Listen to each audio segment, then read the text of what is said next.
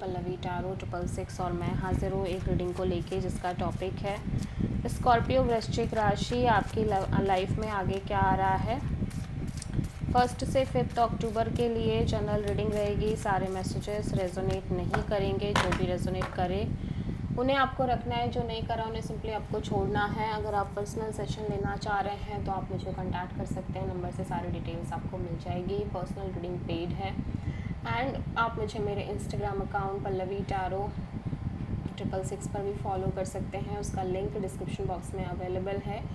मैं वहाँ पर डेली वीडियोस अपलोड करती हूँ आपके रिलेशनशिप, लव लाइफ और करियर के लिए। और अगर आप टैरो कार्ड रीडिंग सीखना चाह रहे हैं तो भी आप मुझे कांटेक्ट कर सकते हैं, नंबर से सारी डिटेल्स मिलेगी। सो Scorpio,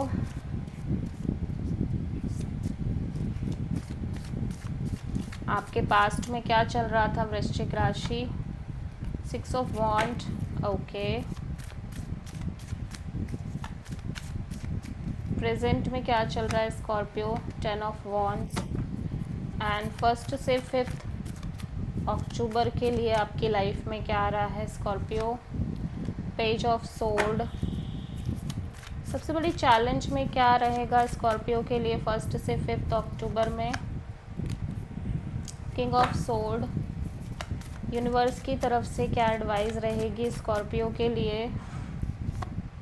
3 of sword and hidden factor में क्या आ रहा है स्कॉर्पियो के लिए।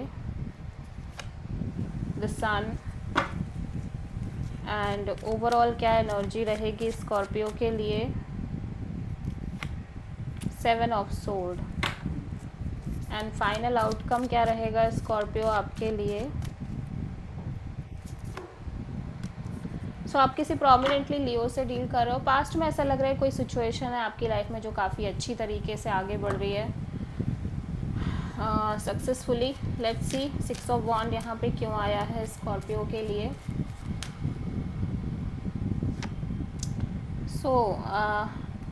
चीज़ें ऑफ कोर्स अभी भी इस सिचुएशन में थोड़ी सी डाउटफुल हैं फ्यूचर को लेके। मे बी ये कोई लव लाइफ से रिलेटेड, कनेक्शन से रिलेटेड है कोई सिचुएशन जहाँ पे चीज़ें तो सही तरीके से वर्कआउट कर रही है बट फ्यूचर को लेके अभी भी थोड़ा सा डायलेमा है, डाउट है, कन्फ्यूज़न है। हो सकता है आपकी लाइफ में एक से ज़्यादा ऑप्शंस हों या फिर जिस पर्सन से आप डील करो उसकी लाइफ में एक से ज़्यादा ऑप्शंस हों और थोड़ी सी चीज़ें डाउटफुल दिख रही हैं। सो ऐसा लग रहा है कि आप जो एक प्रेशर कैरी कर रहे थे लंबे समय से, बर्डन, प्रेशर, बहुत ज़्यादा एक बोझ सी चीज़ें आपने बना ली थी, उस बोझ को कहीं ना कहीं आप ड्रॉप कर रहे हो पूरी तरह से, ठीक है। और ये जो प्रेशर है वो किसी तरह की अनफिनिश साइकिल को फिनिश करने का प्रेशर, ठीक है। पेज ऑफ सोर्ड यहाँ पे क्यों आया है। 3 ऑफ सोर्ड। सो ऐसा लग रहा है कि आप बहुत ज़्यादा लाइक डिटैच होके चल रहे हो अपनी लाइफ में चीज़ों को लेके, बिकॉज यू फील लाइक कि आप ऑलरेडी इनफ हर्ट हो चुके हो, अब आप और हर्ट नहीं होना चाहते। सो आप कहीं ना कहीं थोड़ा सा डिटैचमेंट प्रैक्टिस कर रहे हो अपनी लाइफ में लोगों से, चीज़ों से। किंग ऑफ सोर्ड यहाँ पे सबसे बड़ी चैलेंज में क्यों है। So at the same time hopeful रहना और at the same time logical, practical और कोल्ड रहना, कहीं ना कहीं ये दोनों ही चीज़ें एक साथ करना आपके लिए थोड़ा सा डिफ़िकल्ट हो रहा है आपकी लाइफ में। हो सकता है लव लाइफ को लेके हो, करियर को लेके हो, लव को लेके ज़्यादा दिख रहा है। 3 ऑफ सोर्ड एडवाइस में क्यों आया है। सो यूनिवर्स कह रहा है कि ये आपके मन की उपज हो सकती है जहाँ पे आप लगातार इस तरह से चीज़ें सोच रहे हो, समझ रहे हो और अंडरस्टैंड कर रहे हो कि आप बार बार हर्ट हो रहे हो, ठीक है। आपको अपने ईगो को थोड़ा सा साइड करना पड़ेगा जिससे आप चीज़ों को थोड़ा सा क्लैरिटी से देख पाओ। और हिडन फैक्टर में मैं देख रही हूँ ये अल्टीमेट क्लैरिटी और सेंस ऑफ पीस भी आपके अंदर है, ठीक है। ऑल दो चीज़ें स्टक हैं लेकिन आपके अंदर एक सेंस ऑफ पीस नज़र आ रहा है। 7 ऑफ सोर्ड यहाँ पे क्यों आया है।